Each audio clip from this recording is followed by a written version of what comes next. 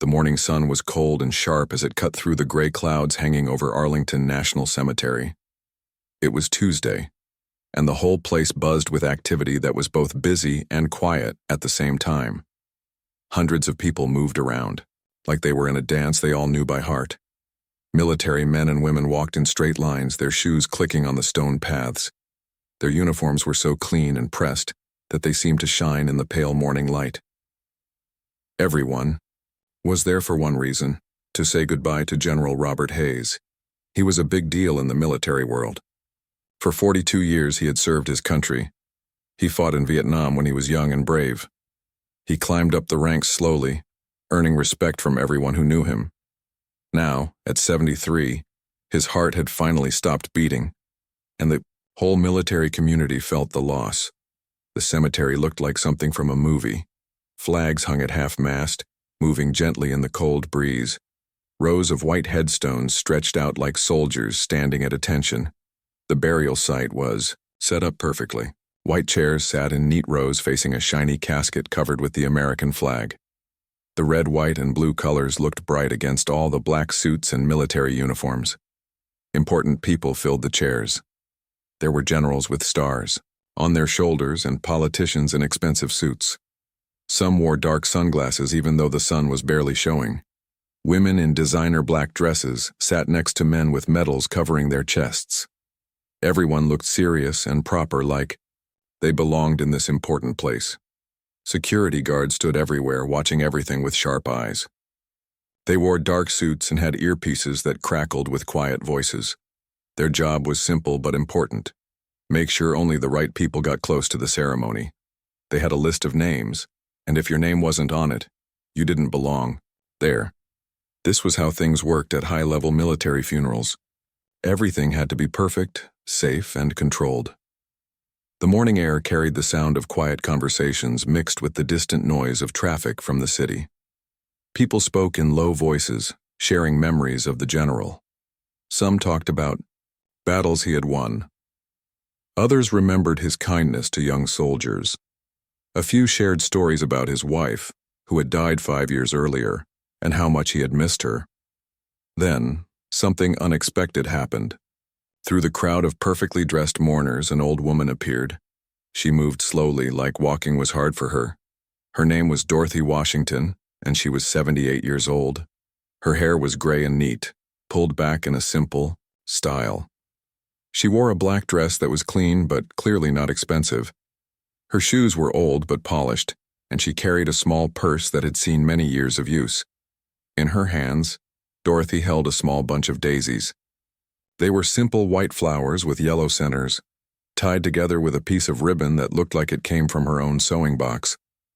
The flowers seemed out of place among all the fancy funeral arrangements, but Dorothy held them like they were precious jewels. She walked with purpose even though her steps were small and careful. Her back was a little bent with age, but she kept her head up with dignity. There was something about the way she moved that showed she had lived a long life full of both joy and struggle. Her dark eyes looked around the cemetery, taking in all the important people and fancy decorations, but she didn't seem scared or impressed. She seemed to belong there, even though she looked so different from everyone else. The security guards noticed her right away. It was their job to notice people who stood out, and Dorothy definitely stood out. She didn't look like the other mourners with their expensive clothes and confident attitudes. She looked like someone who had worked hard her whole life. Someone who knew what it meant to struggle and save every penny. The head security guard, a tall man with a serious face, pointed her out to his team. They watched as she got closer to the burial site, moving past the parked limousines and black cars that had brought the important guests. Her old coat flapped in the breeze, and she pulled it tighter around her shoulders. Other mourners began to notice her too. Some looked curious, wondering who she was and why she was there. Others looked uncomfortable, like they thought she had made a mistake and wandered into the wrong place. A few whispered to each other, asking questions that nobody could answer. Dorothy seemed to feel their eyes on her, but she didn't stop walking. She had come too far to turn back now. The trip to get here had been long and hard. She had woken up at 3 in the morning in her small apartment across town. She had put on her best dress and used her last $20 to take 3 different buses to reach the cemetery. The journey had taken her over 4 hours, but she knew she had to be there. As she got closer to the ceremony area, the security guards moved into action. They had been trained to handle situations like this smoothly and quietly. The last thing anyone wanted was a scene at such an important funeral. The head guard walked toward Dorothy with 2 other men following behind him. "Excuse me, ma'am," the guard said, his voice polite but firm. He held up his hand to stop her from walking any further. "This is a private ceremony. I'm going to need to see your invitation." Dorothy stopped walking and looked up at the 3 men blocking her path. They were all much younger than her, probably her grandson's age. They looked official and serious in their dark suits. For a moment she felt small and confused, like she had made some terrible mistake. "I don't have an invitation," she said quietly. Her voice was soft and gentle, with the accent of someone who had lived in the South for many years. "But I need to be here. I have something important to do." The guards looked at each other with knowing expressions. This was exactly what they had expected. Another person trying to get into a high-security event without proper permission. It happened at every important funeral or ceremony. "Ma'am, if you're not on the guest list, I'm afraid you can't stay," the head guard said. His tone was getting less polite and more businesslike. "This is a restricted area. You'll need to leave now." Dorothy felt her heart sink. She had traveled so far and worked so hard to get here. The daisies in her hand suddenly felt heavy. She looked past the guards at the ceremony that was about to begin, at the casket that held someone very important to her. "Please," she said, her voice getting stronger. "You don't understand. I really need to be here. General Hayes. He was—" She stopped, trying to find the right words to explain something that seemed impossible to explain. But the guards weren't interested in hearing her story. They had made up their minds about who she was and why she was there. In their eyes, she was just an old woman who had gotten confused and wandered into the wrong place at the wrong time. The security guard stood firm like a wall between Dorothy and the funeral ceremony. The head guard crossed his arms over his chest and looked down at the old woman with growing impatience. He had dealt with situations like this before, and he knew exactly how to handle them. In his mind, this was simple. An uninvited person needed to be removed quickly and quietly before she caused any real problems. "Ma'am, I'm not going to ask you again," the guard said, his voice getting harder and more serious. "You need to leave this area right now. This is a private military ceremony, and you don't belong here." Dorothy felt tears starting to form in her eyes, but she blinked them back. She had not come this far to give up now. Her hands gripped the small bunch of daisies tighter, and she straightened her back as much as her old bones would allow. There was something inside her that refused to back down, even though she felt scared and alone. "I understand this is private," Dorothy said, trying to keep her voice steady. "But I have every right to be here. If you would just let me explain why I came." "Look, lady," the second guard interrupted, stepping closer to Dorothy in a way that was meant to make her feel uncomfortable. "We don't have time for long stories. Either you have an invitation, or you don't. Either your name is on our list, or it isn't. It's that simple." The third guard pulled out a clipboard with papers attached to it. He flipped through the pages slowly, making a big show of looking for Dorothy's name. Of course, he already knew it wouldn't be there, but he wanted to prove his point to the old woman who was causing them trouble. "What's your name?" he asked, even though he was just going through the motions. "Dorothy Washington," she answered, with dignity, even though she knew what the result would be. The guard ran his finger down the list of names, taking his time to make Dorothy wait. The list was full of important titles: Senator this, General that, Ambassador so-and-so. These were the kinds of people who belonged at a ceremony like this, not some old woman in a cheap dress carrying grocery store flowers. "Nope, not here," he said, closing the clipboard with a snap. "Just like we thought, you're not supposed to be here." By now, other people at the funeral were starting to notice what was happening. Some of the mourners in the back rows turned around to see what the commotion was about. A few military officers stopped their quiet conversations to watch the scene. unfold. The attention made Dorothy feel embarrassed, but it also made the guards more determined to handle the situation quickly. Dorothy took a deep breath and tried again. "I traveled a very long way to get here," she said. "I took 3 buses, and it took me over 4 hours. I left my house at 3 o'clock this morning because I had to be here today." The guards looked at each other and rolled their eyes.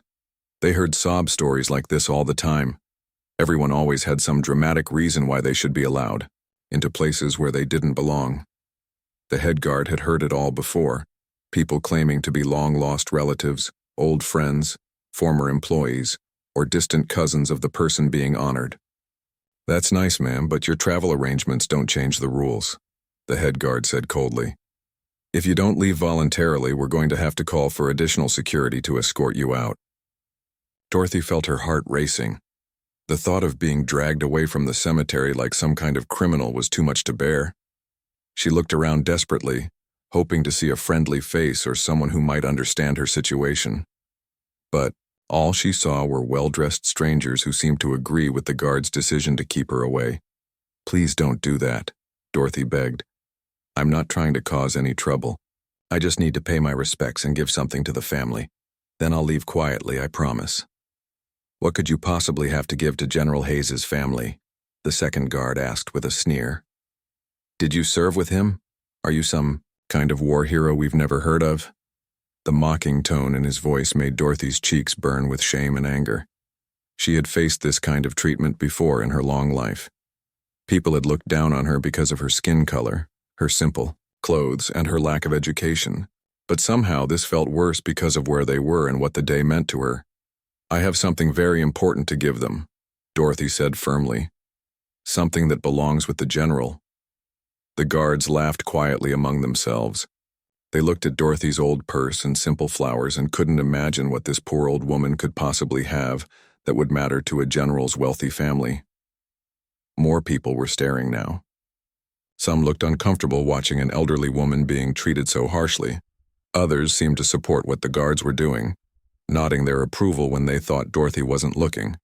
The whispers grew louder as people started making their own guesses about who she was and why she was there.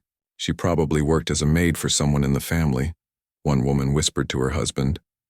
"Maybe she's confused and thinks this is someone else's funeral," another person suggested.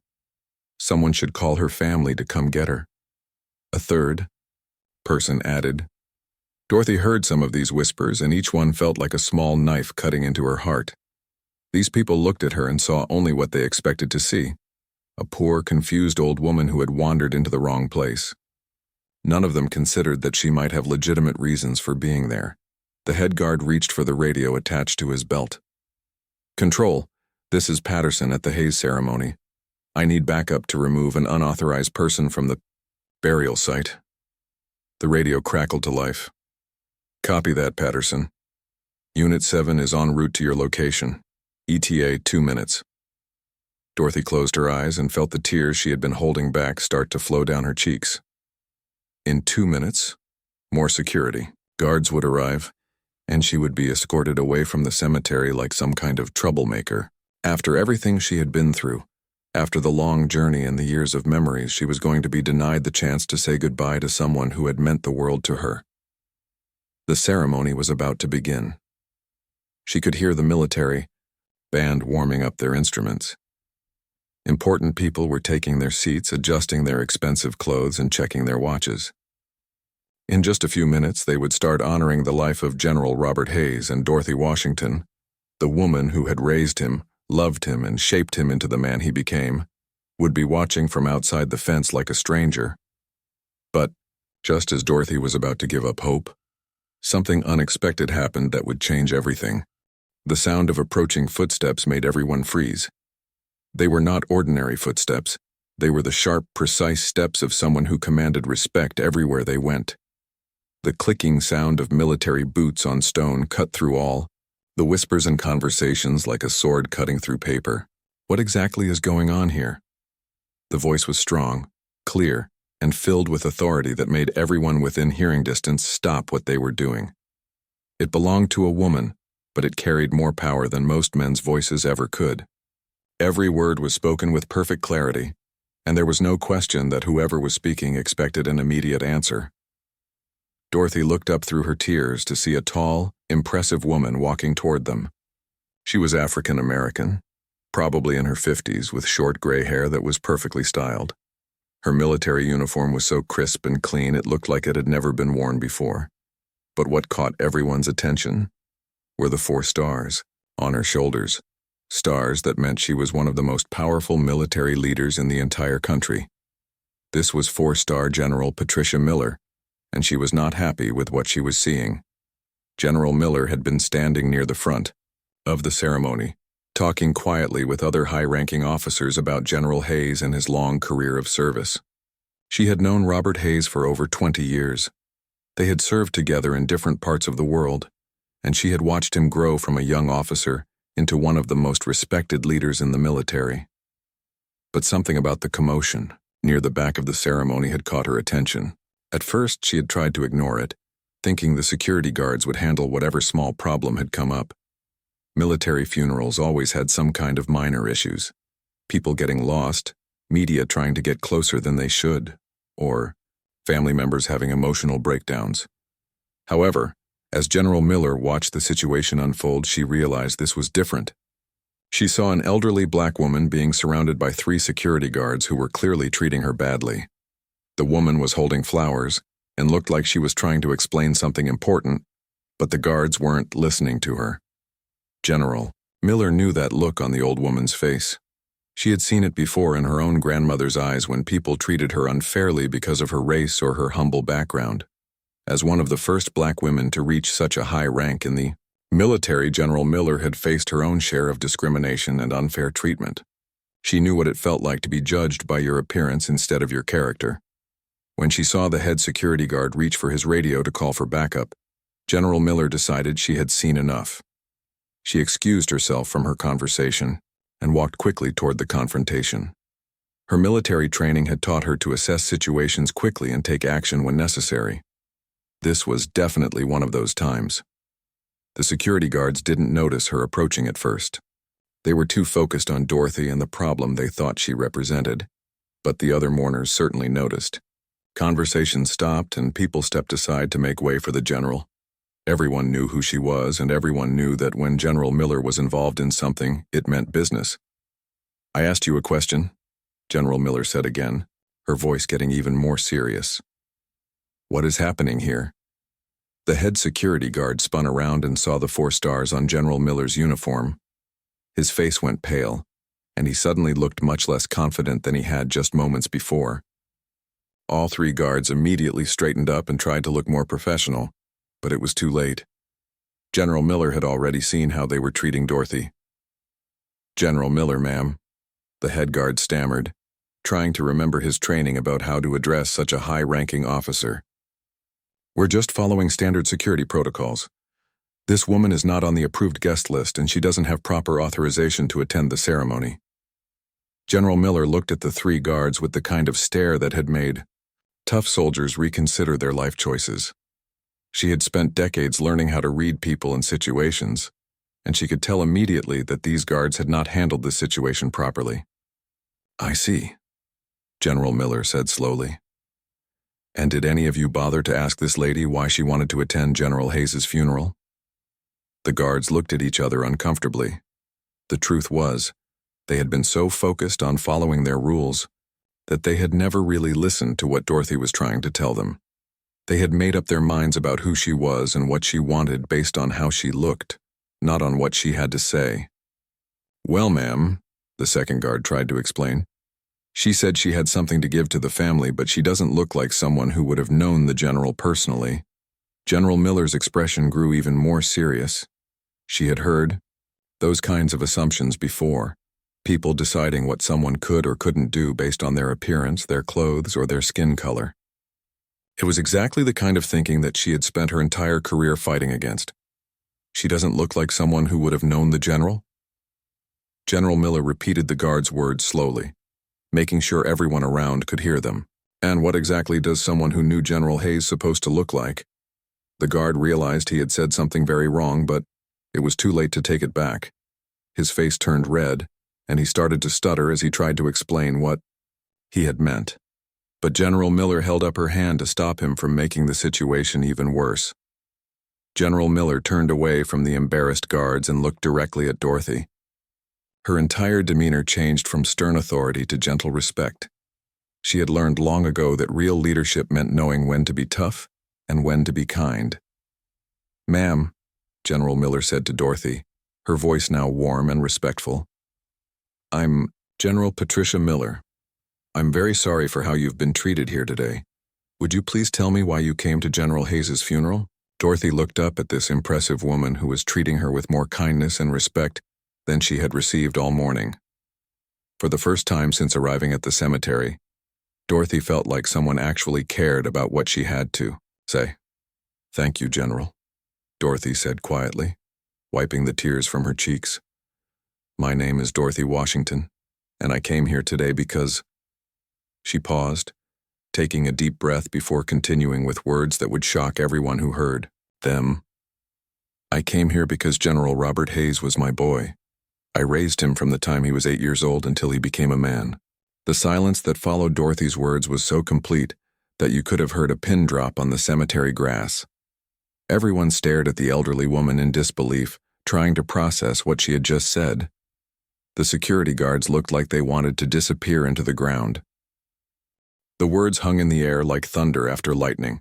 Dorothy's simple statement that she had raised General Hayes seemed impossible to believe. The well-dressed mourners looked at each other with confusion and doubt. How could this elderly, black woman in her simple dress have raised one of America's most respected military leaders? General Miller studied Dorothy's face carefully. She had spent years learning to read people, and she could see something in Dorothy's eyes that told her this woman was telling the truth. There was pain there and love and the kind of deep sadness that only comes from losing someone who meant everything to you. "Please," General Miller said gently, "tell us your story." Dorothy looked around at all the faces staring at her. Some looked curious, others looked doubtful, and a few still looked angry that she was there. But General Miller's kind eyes gave her the courage to continue. She had kept this story inside her heart for so long, and now it was time to share it with the world. "It was 1967, Dorothy began, her voice growing stronger as she spoke. "I was working as a housekeeper for the Johnson family on Maple Street. They were good people who treated me fair and paid me honest wages. I had been working for them for about 3 years when something terrible happened in the neighborhood." Dorothy paused to collect her thoughts. Even after all these years, the memories were still painful to talk about. But she knew that General Hayes deserved to have his story told properly. "There was a car accident on a rainy night in October," she continued. "Mr. and Mrs. Hayes were driving home from a dinner party when their car hit a patch of water and slid off the road. They both died instantly. It was one of those tragedies that nobody sees coming." The crowd listened in complete silence. Even the security guards who had been so rude to Dorothy were now paying attention to every word she said.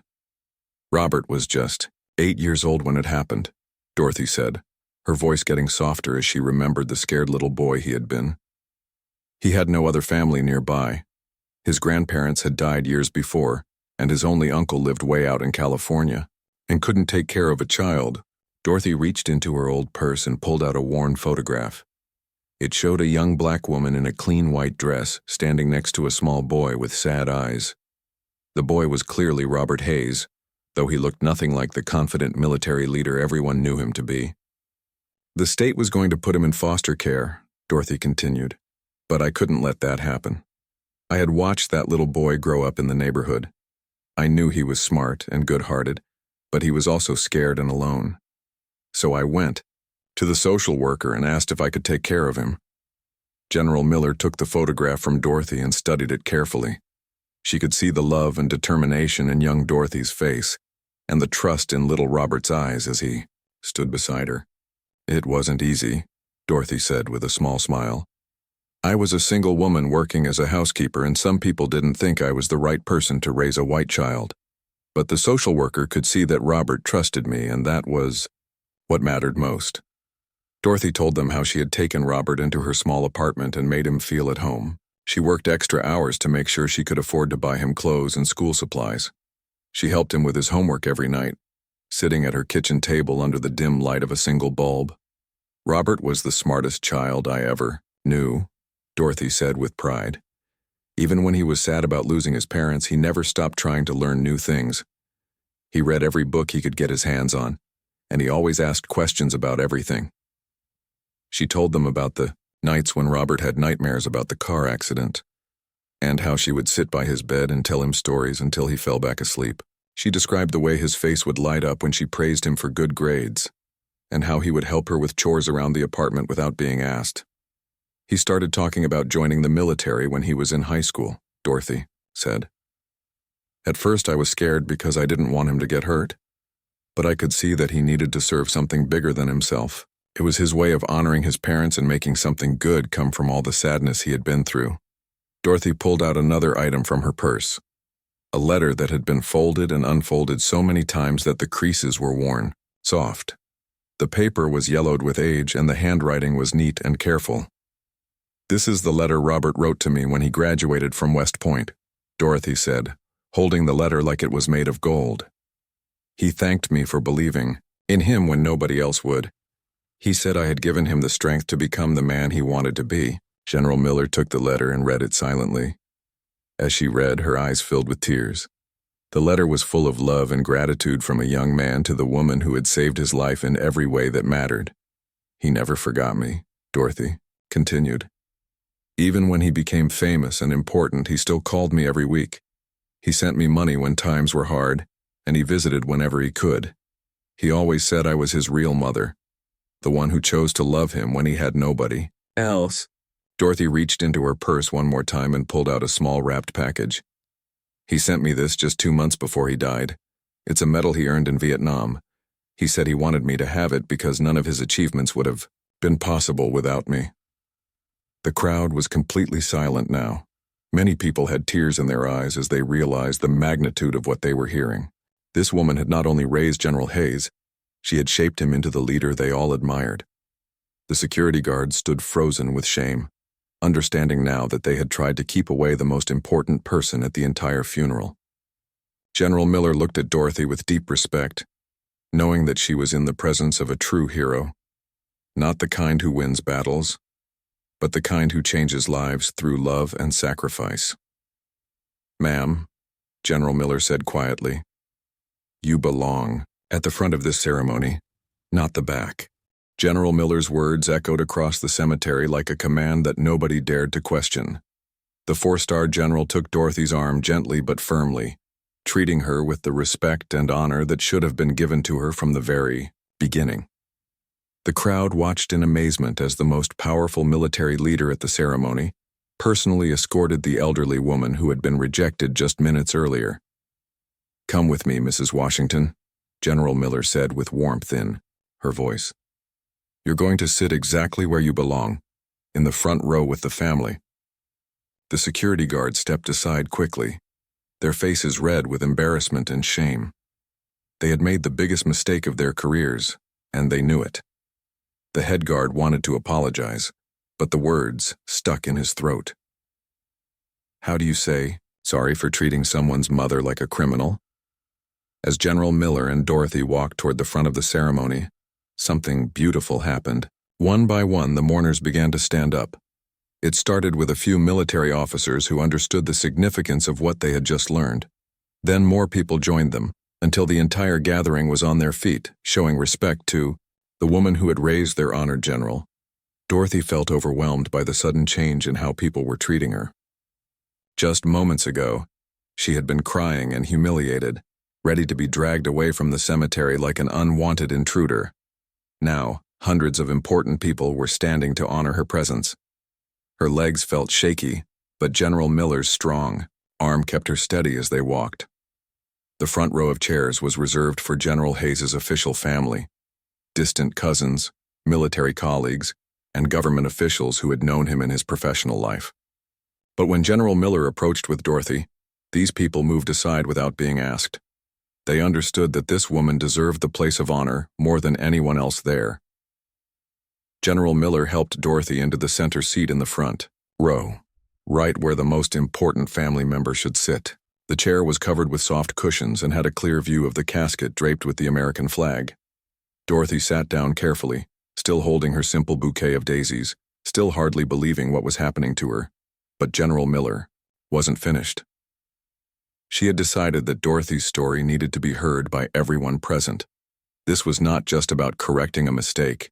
It was about making sure that General Hayes's true story was told completely and honestly. "Ladies and gentlemen," General Miller announced, her voice carrying clearly across the cemetery, "before we continue with today's ceremony, there is something important that needs to be shared with all of you." The crowd settled back into their seats, curious about what the general was going to say. Some people whispered quietly to each other, wondering if this was part of the planned program or something unexpected. "Today we gather to honor the life and service of General Robert Hayes," General Miller continued. "We remember him as a brave soldier, a wise leader, and a man of great character. But there is someone here who knew him in a different way. Someone who knew him first and longest, and loved him most." General Miller gestured toward Dorothy, who looked small but dignified in her front row seat. "This is Mrs. Dorothy Washington. She is not just a mourner at this funeral.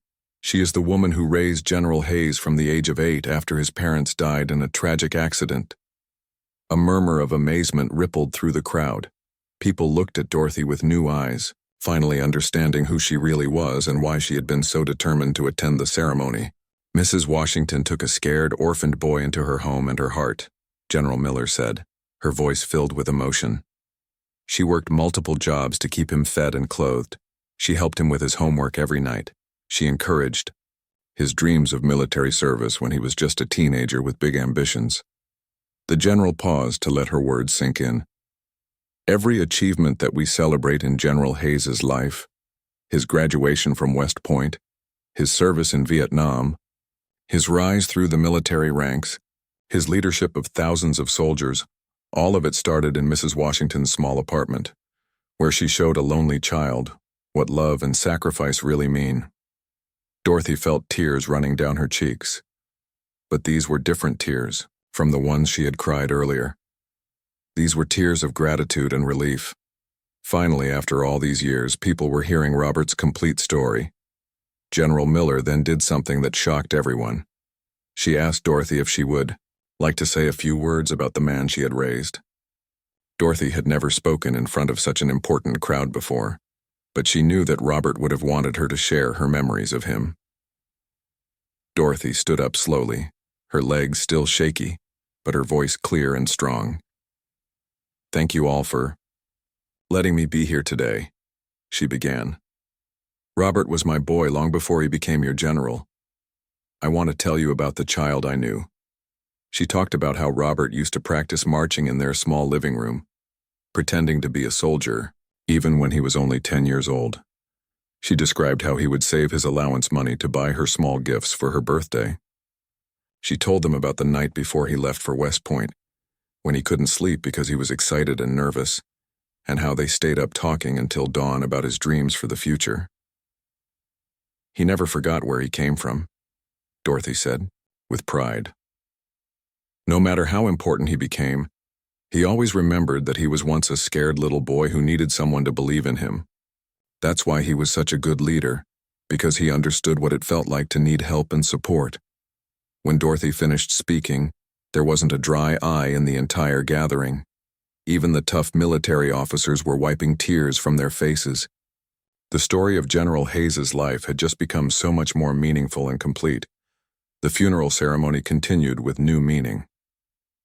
When it came time to place flowers on the casket, General Miller made sure that Dorothy's simple bouquet of daisies was placed right in the center, next to the elaborate arrangements from government officials and military organizations. As the final prayers were said, and the flag was folded with military precision, Dorothy felt a sense of peace that she hadn't experienced since Robert's death. She had been able to say goodbye properly, and his true story had been told to the people who mattered. After the ceremony ended, dozens of people approached Dorothy to thank her and share their own memories of General Hayes. Many of them apologized for the treatment she had received earlier. Some asked for her address so they could stay in touch and continue to honor her role in their hero's life. General Miller personally arranged for Dorothy to be driven home in a military vehicle, treating her with the same respect that would be given to any VIP.